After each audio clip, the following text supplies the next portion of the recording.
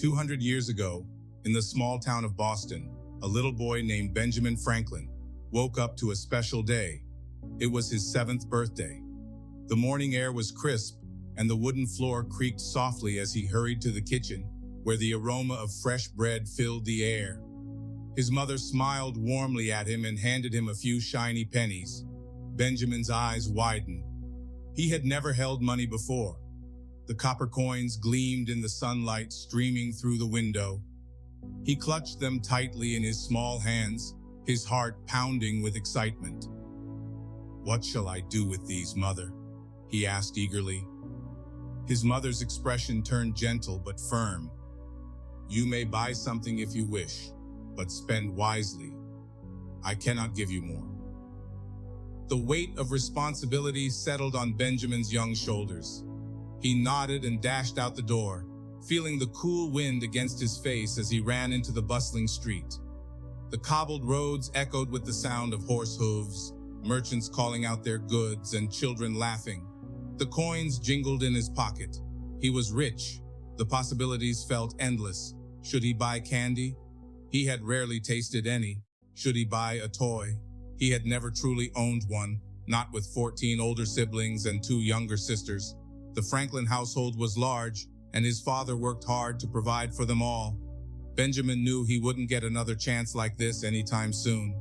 As he wandered down the street, his eyes landed on a boy a little older than him, standing at the corner. The boy held something in his hands, a wooden whistle. He lifted it to his lips and blew. A clear, sharp sound rang through the street. Benjamin froze. The sound was magical.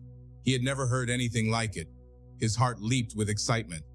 He stepped closer, his eyes fixed on the whistle. "Can I see that?" he asked. The boy smirked and blew another note, tilting his head as he examined Benjamin. "You like it?" Benjamin nodded eagerly. He wanted that whistle. No, he needed it.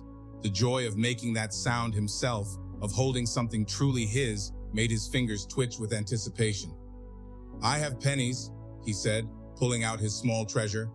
"Will you sell it to me?" The boy's eyes gleamed. "All of them?" Benjamin hesitated for only a moment before nodding. What use were coins when he could have the whistle? He extended his small hand, placing every last penny into the boy's palm. The boy grinned and shoved the whistle into Benjamin's hands before turning and disappearing into the crowd. Benjamin didn't care. He lifted the whistle to his lips and blew. A sharp note rang out. A thrill rushed through him. He had never felt so happy. He ran home, blowing the whistle with every step.